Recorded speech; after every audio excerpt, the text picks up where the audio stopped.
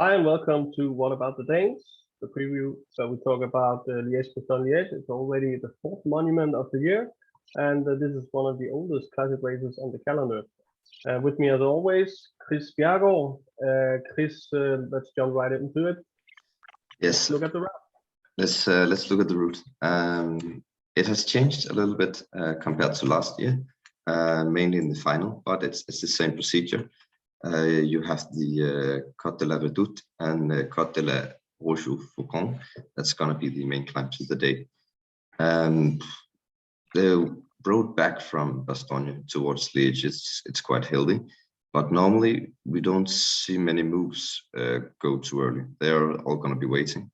And also this year we're going to have a headwind, which are likely going to put a damper on things. And this is the finale. It's where it starts, about 31 kilometers out. Côte de la Redoute, it's 2 kilometers at 8.6%.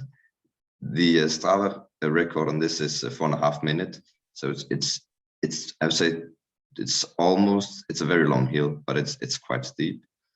And then afterwards we have Côte de la Roche-au-Faucon, and I hope my school French is doing a great job.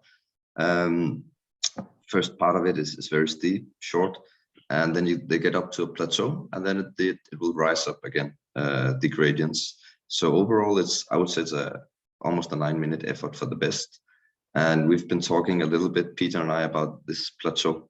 It is probably where we could see a sneak attack, someone who wants to go solo, that doesn't. So this little plateau afterwards is not to be underestimated. Because a little bit underestimated, yes. Exactly. And you can say it's going to be a descent. The persons at the front, they're going to be looking at each other. People can come up from behind, try and get away.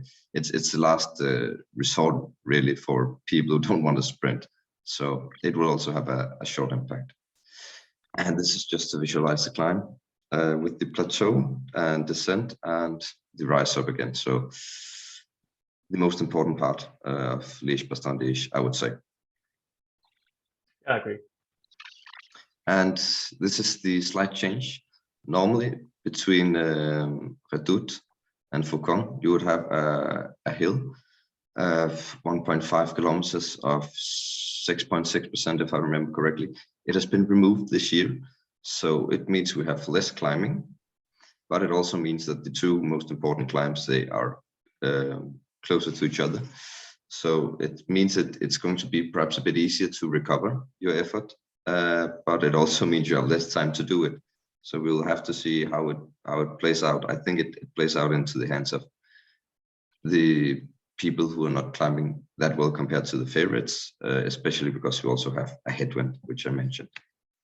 Can I just add a little bit of comment to the flat section we see in the middle between the two hills? Mm-hmm.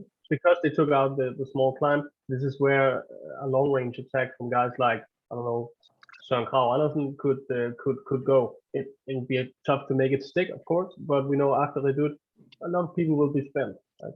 So maybe almost definitely we will see some kind of hit here on the flag green between 8 and 12 to the right. You can see here. So agree. Teams with multiple options perhaps want to get a rider up the road, which they know are probably going to struggle on the next climb. So perhaps thinking Søren Kragh, an Ineos rider. Yeah. That is a killer concept. Yeah, if Evenepoel might want to get up there, Søren Kragh, Mohoric, and Ineos rider is also possible. UAE also have a good squad here. So yeah, I think it's could read that this flat section, it will not just be used to save energy and eat gels. Someone will attack here. And a bit about the weather. I mean, I don't remember a spring campaign with such nice weather in Belgium.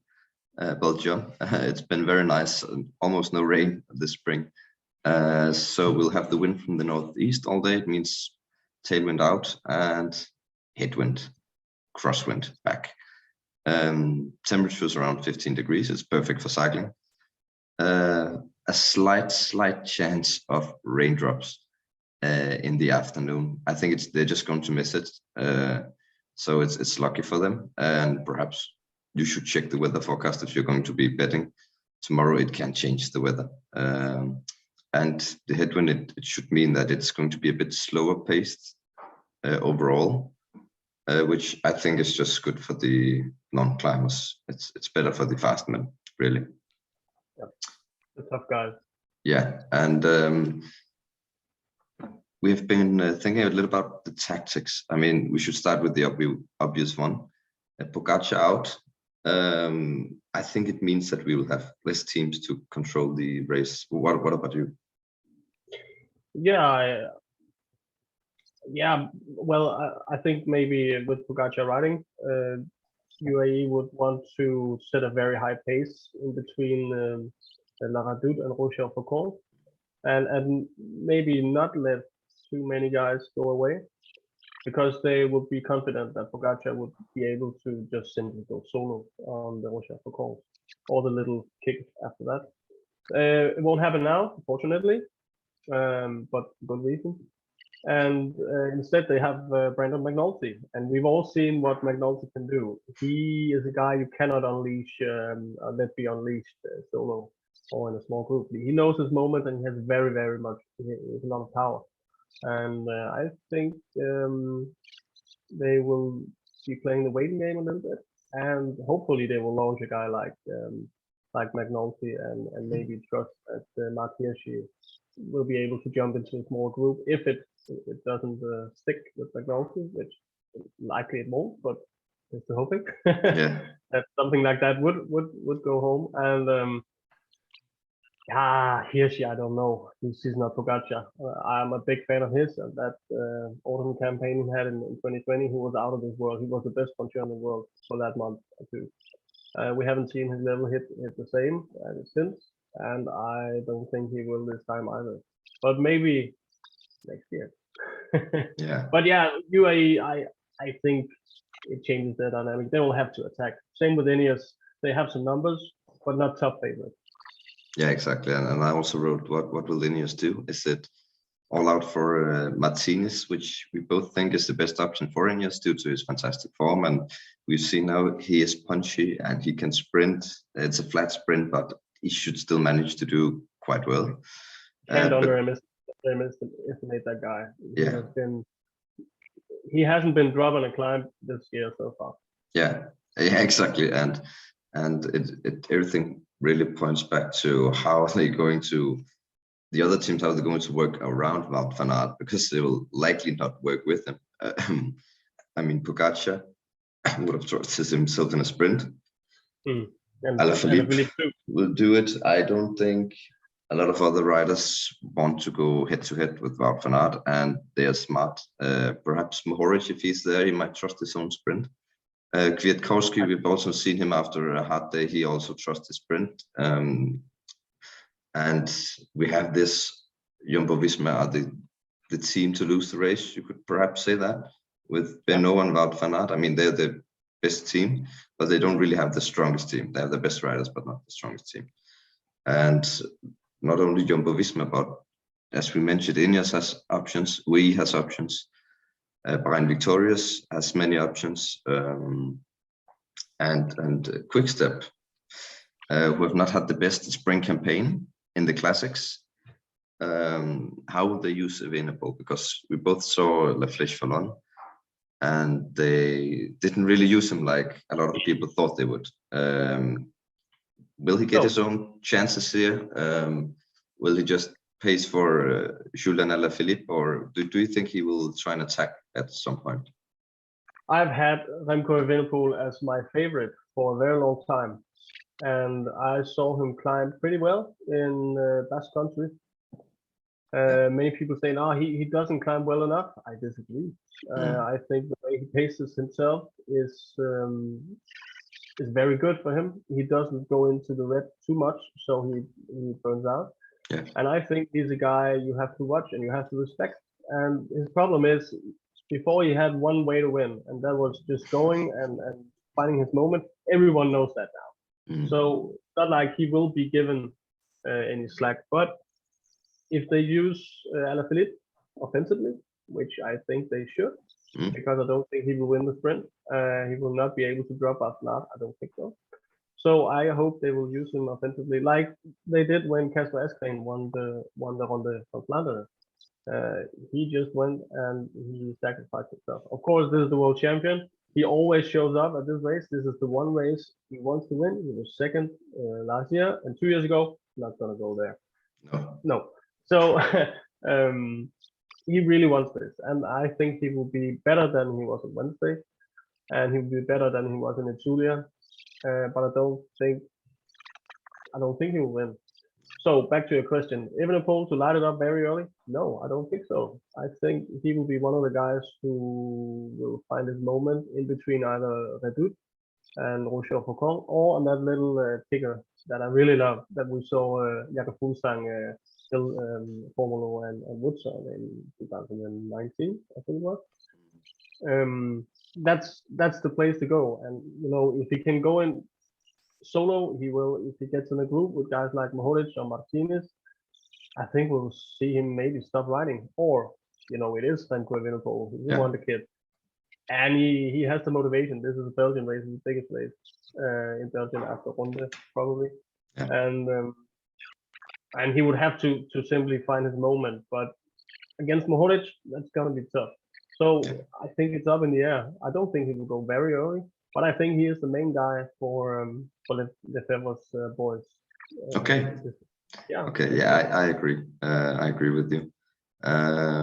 So we already talked a bit about them, but let's jump into the favorites now.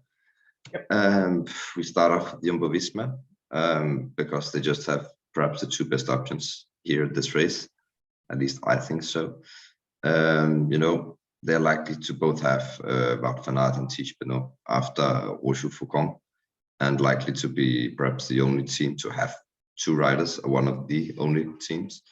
I mean, they have Benoot to attack or work for Wout van Aert, or they have Wout van Aert just saving himself for that sprint as long as possible. And if they're in the group and people don't want to work together with Wout van Aert and they're two men there, I mean, Benoot will just attack. And he has a big engine and has had a very good spring. So I mean, he surprises me, and he did really well in Flèche Wallonne, which is not his race at all. No, he did very well, and even though I'm not his biggest fan, I have to give him that he's a good rider, and he made the move to a very good team. He seems to be riding with confidence all of a sudden, real confidence. That's good victories right before, but it's a new Tiesj Benoot we see this year, and he almost won. Was it Vado Flandern? Yeah. But was killed by Mathieu van der Poel, and he escorted him home. Yeah, that's class. That's you know, Wout van Aert, he's always the guy you don't want to sprint with, and he always is under that tactic from his DS. We saw that at the Olympics other times, and he might not. I don't think he'll be able to go with the best climbers, and that's kind of his weakness, because he's satisfied. He seems satisfied with just waiting for the sprint, and that's one scenario. And you know, why not go on the flat? That would really impress me. Because he is a tough son of a So Tiesj Benoot, I think he might be able to climb with the best this time. It would surprise me to see him win, I gotta say. And also, I think Jonas Vingegaard is also an option. He was terrible in Flèche, but he has won one-day races before. My one concern is the distance. It's really, really tough and long race, but he is kind of unstable in his performances. Not in Grand, but in any other races. He is. I mean, in Zulia, he was really good, but first stage he wasn't very good. So maybe with Flèche in the legs, he will be able to. He will be a really strong support. But we discussed before for the take here. Will he actually? We'll talk about that later. But will he actually be one of the main guys? I think he'll be strong. So they have not only two but three guys, and I agree with the sentiment that they will both be at the front after the Roche. And they are really, they start out as the favorites to win. Then we're going to move on to Bahrain victorious. Dylan Teuns, Matej Mohoric. They also have Jack Hicks, I'm not sure if about Puls is starting, but you know it's a very good Yes. squad. And Buitrago also, who was crazy strong in Alps. Yeah, but And one of the teams of the spring so far. yeah, I agree. Turns is in fantastic shape, but I mean I don't think he's that slow in a sprint, but I've never seen him win a sprint from a small group. So, and after his win, I think he will do very well on the climbs, but tactically it will be difficult for him to win or to beat the other favorites, because the other favorites simply just have a faster sprint. And I mean, that's where Mohoric comes in, and some say, oh, it's too difficult for him, or it's too much climbing. I mean, as I say it every time, the longer the race, the better for him. And he has been top 10 in the last 2 editions. He is a machine. He is just And a machine. the way he rode in Roubaix was out of this world. Exactly. Oh my God, strong. They are. And he brings something like that. You know, Sendil and making an attack on the slopes, because he will be one of the strongest on the slopes. But he gets caught in Mohoric counter. Bye. Goodbye. Exactly. Send him home. It's really strong combination, and they have very, very good support from the team. Yeah. Talking about the world champion, question mark regarding his form, you know, 6 in Flèche Wallonne. I mean, he was one of the favorites, and that's just disappointing result, really. No, he was 4th. Oh, he was 4th? Okay, yeah, my bad. But nonetheless, it's a very disappointing result. Yeah. He has never been below 2nd before that. Exactly. So, you know, it's not very good, but you know, he knows when to step up, and this is the race he wants to win. Most in the world is, last 2 editions. He wants to fix it. He wants to do the Jesus pose on the line with his rainbow jersey on it. Exactly. And you know, having Evenepoel, it's good for him, because it perhaps means that if Evenepoel he wants to get up the road, Alaphilippe perhaps saving himself for that Foucault going all out, and hoping to take it in a sprint.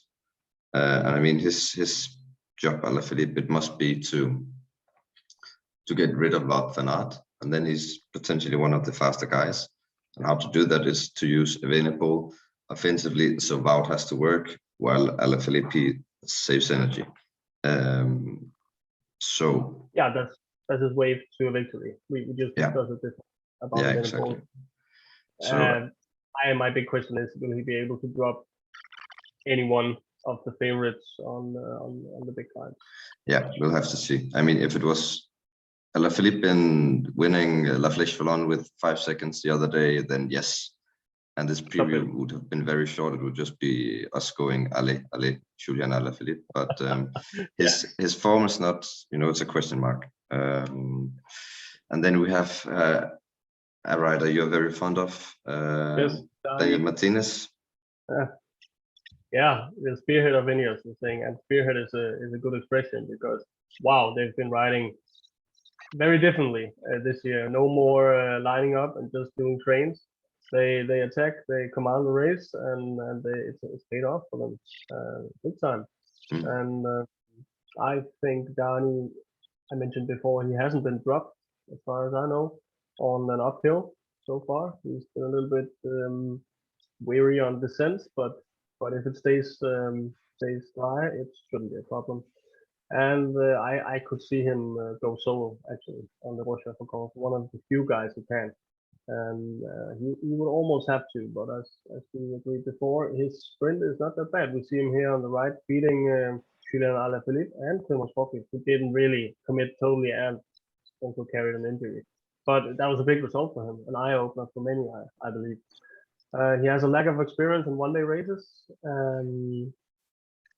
I think the team and a guy like Kwiatkowski would be worth his weight in gold, more than that even. He is one of the best, most renowned classic riders in the last decade, and he will know when to position Dani on the hills, and then it's just pure skill and power, and he has that. He has this.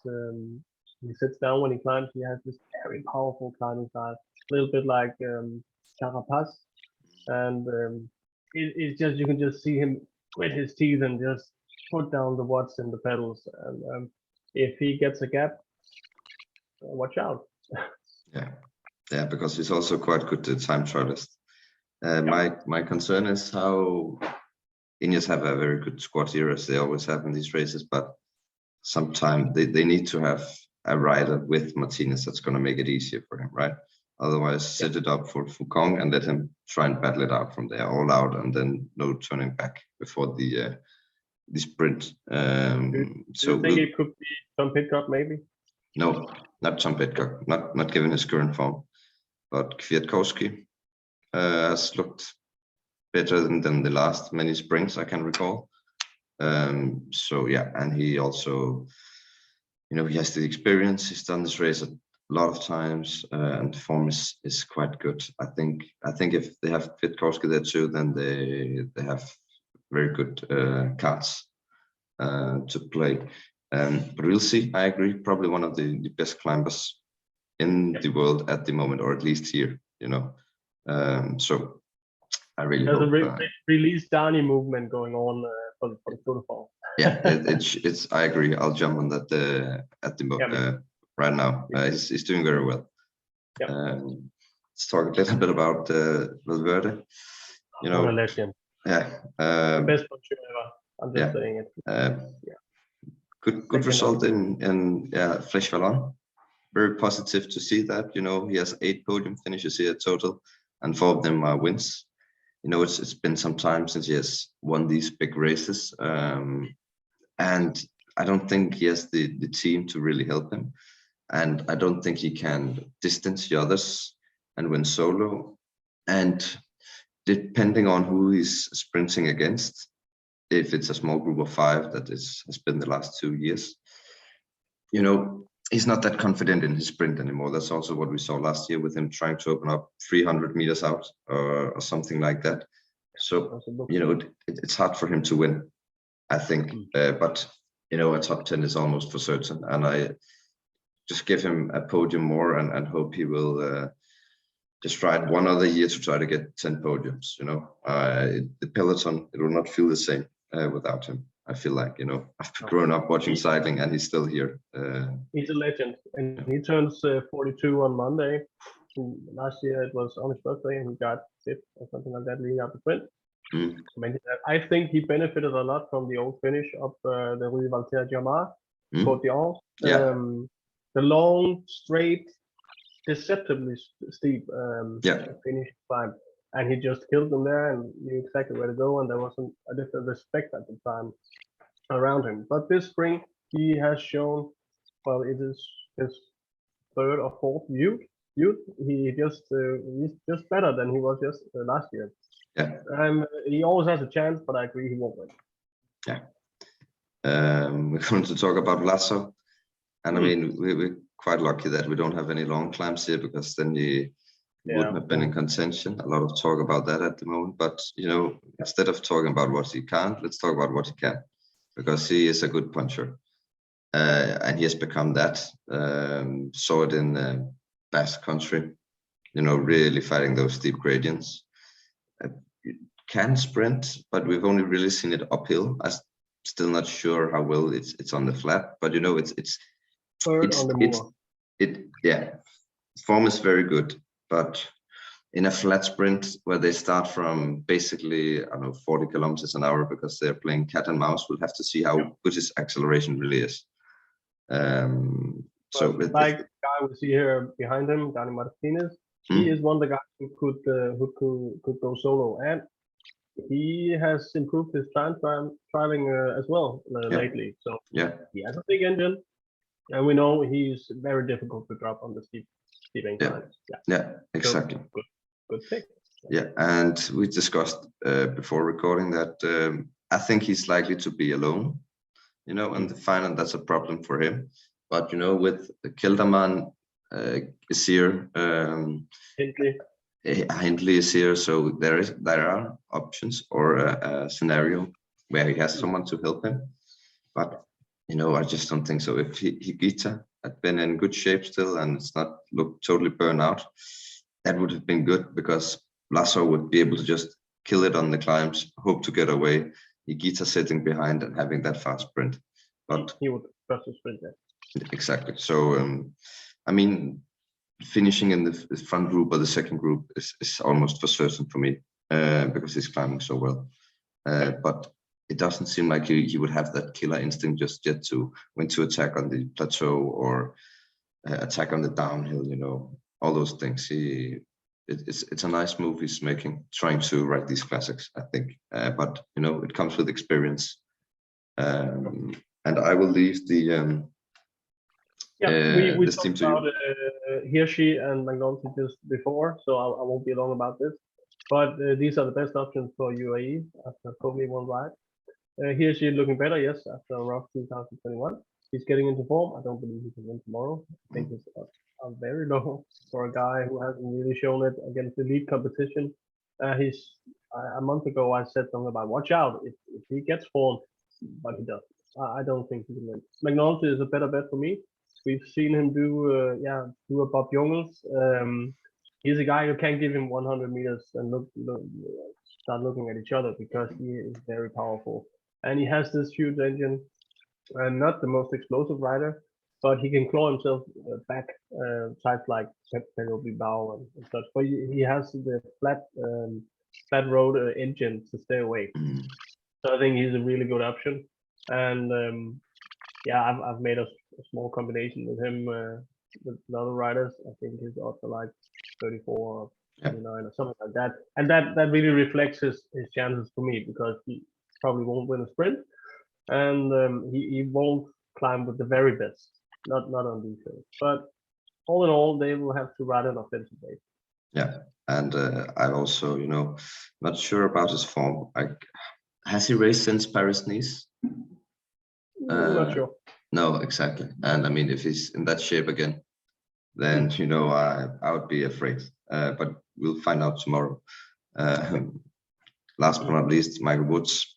You know, this could probably have been his year if he had been in perfect shape, because it seems like all the other pre-favorites, they are unfortunately not joining due to reasons or having bad form. But you know, he's not 100%. And so therefore I don't think he can win.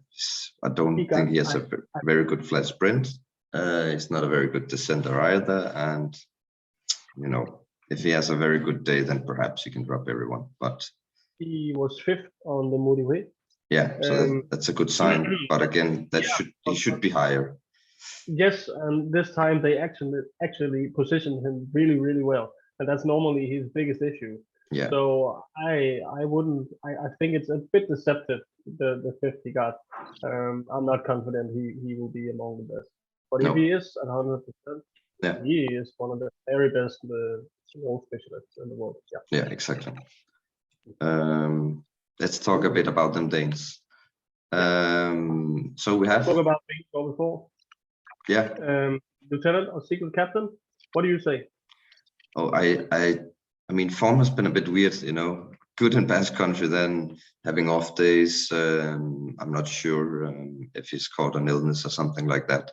It's hard to say, but you know, I hope the race unfolds in a way that he can be used offensively, because it would simply be weird for them to have a guy like him pull for Wout van Aert or Tish Benoit when they can use him to attack or just, you know, follow these moves that happens all the time. And then, you know, we know he can climb. We know he's a good puncher. So I hope he's a secret captain. But if someone from Jumbo-Visma must close the gap and there are 3 riders back, I assume it will be him. And I think that's fair. Had it been the old uphill finish, I would have perhaps been 2nd or 1st in the hierarchy. But you know, I hope he's going to be the secret captain.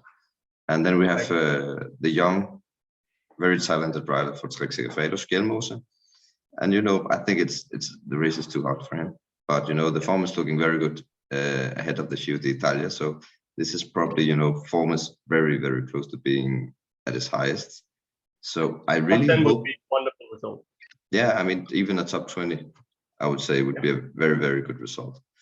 Yeah. And Peter, you'll get the honor of Søren Kragh. What do you think about him for tomorrow? My man Skate. Well, I love this guy. I love the way he attacks. and we saw him attacking Flesh Valon. It wasn't possible to do that, but he had to try anyway. So he had something left after the penultimate climb. It surprised me, but I think he's one of the guys who have to attack between Redoute and Roche of the course, and I think he will. If he's there, he will mark it down, because he won't be able to follow on the Roche of the course, even though he has been climbing perfectly this year. I don't think he can. He's a big guy, he's a strong guy. But yeah, his chances is going long and then hoping for the best. Maybe getting caught by a guy like Mohoric or Martinez and sitting on. But it's the first time he's riding this, maybe, I think. New focus for him. So let's see what happens. I can't wait to see what he can do, but it's really difficult for them. So the rest of the guys, Hinskau and Gregor, gonna help the sprints. We agree on that. Huzang, Redemption, most likely helping Michael Wood. And Kajul helping Matthews, and maybe Nick Schultz, right? Who did very well in the movie. Yep. Yeah. So that actually sums it up. Nice and easy. Yeah. So now onto our picks and betting. And let's start with you. You have 3 picks, and the same do I have. Yeah, I have my winner is Martinez. I think he's gonna take it, and therefore I have to take him as my favorite bet. He's at 19 with Betfair. I think I got on at 23, boosted to 26. That's pretty decent, I think. Pick 2 is McNulty, as I mentioned before. He's a prime candidate to go long. You can get him at 34, just add it. Probably will drop a little bit. So that's pretty good value. But again, one scenario he can win, and that's going long or seizing his moment. And then my value pick, Nielsen Paulus, top 10 at 9 with Unibet. He's 101 to win, 26 for top 3. I think getting 9 on a top 10, that's pretty good. He has won San Sebastian, and he did really well at the World Championship, if I recall correctly. So he also did very well in the MotoGP. It's a climb, doesn't suit him at all. I really like Uran for that, but he disappointed me a little bit. So Nielsen Paulus for the top 10. Yeah, I like a lot, because he's actually becoming a very good rider in these long one-day races. So I would say it's a pretty good bet. My winner is Matej Mohoric. Some reasons for that: they have a headwind, so that means the pace will be a bit slower. They removed the climb and added a bit of more descending, where he perhaps normally would have struggled, and we know how good a descender he is.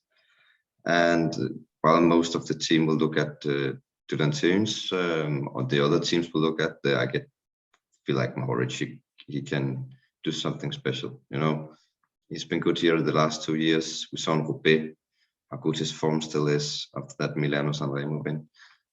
So I have him at 19 at Unibet. I have Markirch top 10. I really had trouble finding a third pick, so that was going to be him.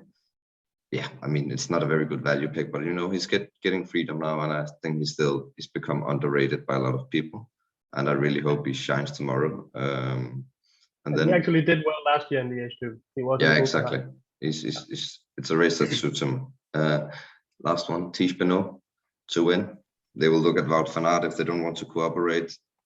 You know, he's the solo option. Mohoric is the sprint from a small group, hopefully without Wout van Aert, or you know, even smaller, like 2-3 guys, with the likes of perhaps Benoit, Martinez. Then I fancy his chances. Yes, so yeah, I agree. And you know, I was between Martinez and Mohoric, and I think it's almost a 50-50. Yeah. Because Mohoric, he's strong.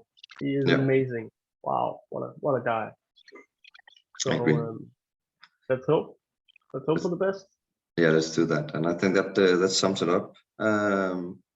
Yep. So thank you for listening and viewing, and have a nice race tomorrow. Have a really nice race, guys. Thank you.